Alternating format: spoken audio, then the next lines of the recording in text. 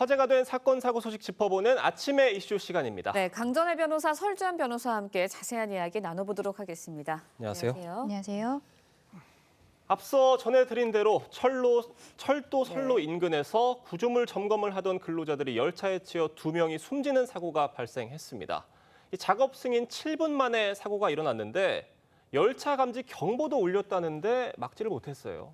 일단 경보가 울렸는지 예. 자체가 수사가 가장 먼저 필요한 예. 부분인 것 같습니다. 왜냐하면 코레일 직원들 같은 경우에는 현장에 나갈 때 한 기차가 2, 3km 전부터 왔을 때는 울리는 그런 경보기를 가지고 나가거든요. 예. 그날도 직원들이 일단은 경보기를 가지고 나간 것으로는 확인이 된 부분들이 있습니다. 그렇다면 이것이 울리지 않은 것인지 아니면 울렸는데 못 들은 것인지 예. 확인을 해야 될 것으로 보이고, 그리고 이 해당 기차가 전기 기차였다라고 해요. 그래서 우리가 뭐 일반적으로 전기 자동차도 옆에 지나갈 때 소리가 잘 들리지 않아서 깜짝깜짝 놀라는 일들이 있는데 전기 기차도 역시 소음이 굉장히 적어서 이것이 어떻게 보면은 작업자들이 소리를 제대로 못 들은 것이 아니냐라는 이야기들도 있고, 예. 또 사고 구간이 곡선으로 되어 있습니다. 예. 그래서 곡선이기 때문에 멀리에서 오는 것을 못 본 것이 아닌가라는 이야기들도 있습니다만 구체적인 부분들은 수사를 통해서 밝혀져야 될 것으로 보입니다. 네, 사고 원인은 차곡차곡 좀 짚어봐야 할 것 같은데 일단은 사고로 숨진 2명의 면면이 좀 밝혀졌습니다. 하청업체 직원으로요.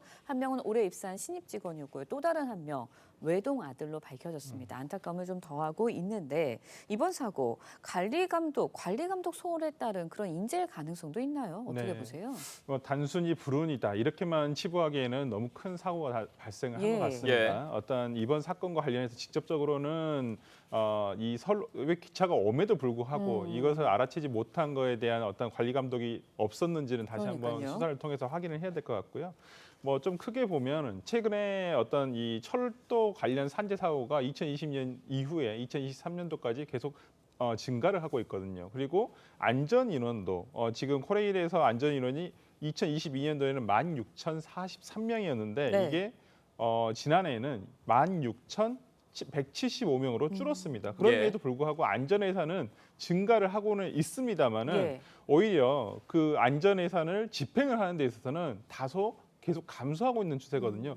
안전 인력은 줄고, 그다음 안전 예산은 늘어났음에도 불구하고 집행은 줄고 있다. 이러한 부분은 코레일 측에서 안전에 관련한 어떤 예산 집행이나 이런 것들이 소극적인 것은 아니었나라는 지적이 나올 수 있을 것 같습니다. 네. 이번 사고에 중대재해처벌법은 적용이 되는 겁니까? 그렇죠. 사망사고가 나왔기 때문에 예. 중대재해처벌법이 있고, 그리고 산업안전법 위반 혐의도 있는 상황입니다. 이러한 경우에는 일단은 경찰에서도 수사를 하지만 고용노동부에서도 조사에 들어가게 되는데요. 예. 일단 고용노동부에서는 현장에 대해서 작업 중지, 그러니까 결국에 조치를 내려 있는 상황이고, 경북경찰청에서는 전담팀을 30명이 넘는 사람들로 꾸며놨습니다. 그리고 이제 경찰에서는 CCTV 분석, 관련자들에 대한 진술 이런 것들을 확보할 것으로 보이는데, 경찰은 앞으로 국과수와 함께 여기에 대해서 정밀 감식도 들어가겠다라고 이야기하고 있습니다. 네, 일단 코레일 측에서는 이번 사고에 대해서 깊은 유감 표하면서 유가족과 부상자 지원에 총력을 다하겠다 이런 입장을 밝히기도 했습니다. 하지만 뭐 철도 노조 측에서는 이번 사고가 지난 2019년에 일어났던 뭐 밀양역 사고랑 판박이다 이런 주장을 하고 있거든요.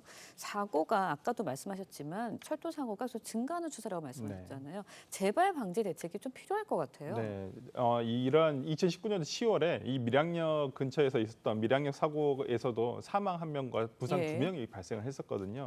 당시에 선로 전체를 차단하지 않고 열차를 운행 중인 상태에서 작업을 하는, 보통 이것을 상내 작업이라고 하는데, 이번과 마찬가지로 어떤 위험 지역에서의 상내 작업은 이후로는 중단이 됐습니다. 네. 밀양역 사고 이후에는. 하지만 이번 사고와 같이 위험 지역 외에 바깥에서 벌어지는 어떤 상내 작업과 관련해 가지고 이거 계속되고 있었었는데, 이러한 상내 작업이 계속된 반복적으로 일어나고 있거든요. 예. 사고가. 그렇기 때문에 이번 사고를 계기로 해가지고 이러한 상내 작업, 그러니까 운행을 하고 네. 있으면서 작업자들이 들어가서 잠시 대피를 한 상태에 또 작업을 하는 이러한 상황 등은 아예 원천적으로 차단을 하는 것이 맞지 않나라는 지적이 나오고 있는 것은 사실입니다. 네, 알겠습니다. 수사 결과를 좀 지켜봐야 할 것 같고요. 이번엔 경기 동두천시 아파트 화재 사고도 짚어보도록 하겠습니다. 경기 동두천시 아파트 배터리 폭발 사고도 짚어보겠는데요. 아파트에서 배터리 폭발이 원인으로 측정되는 화재로 6명의 부상자가 발생을 했습니다.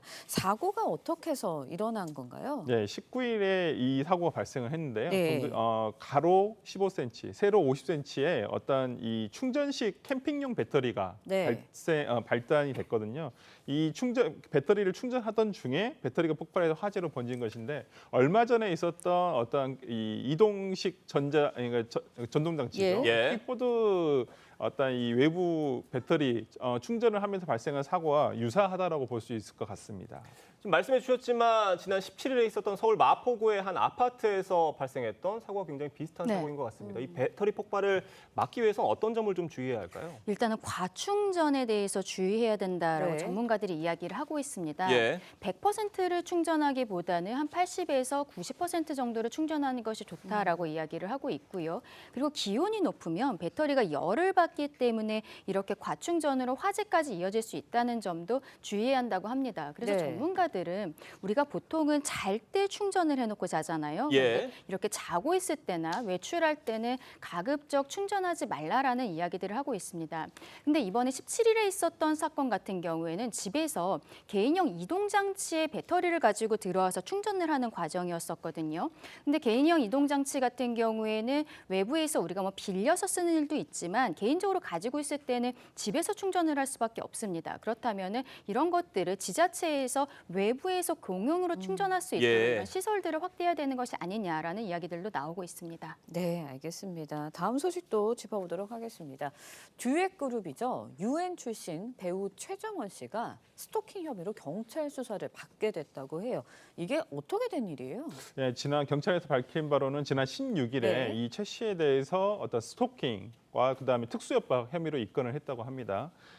평소에 알고 지내던 여성 집에 흉기를 들고 찾아가가지고 어떤 협박을 한 혐의를 받고 있는 것인데 네. 경찰은 당시에 피해자의 어떤 신체 보호를 위해서 긴급 응급 조치를 실시를 했고 가해자가 그러니까 최 씨가 어떤 이 피해자에게 100m 이내 접근을 하는 것을 금지하고 또 연락을 하는 것을 금지하는 조치를 법원에서 받아가지고 시행을 했습니다. 그래서 네. 만약에 이 최 씨가 이 관련해 가지고 어떤 이 조치 사항을 위반하게 됐을 경우에는 1년 이하의 징역이라든지 1,000만 원 이하의 벌금 과태료를 부과할 네. 수 있도록 돼 있습니다.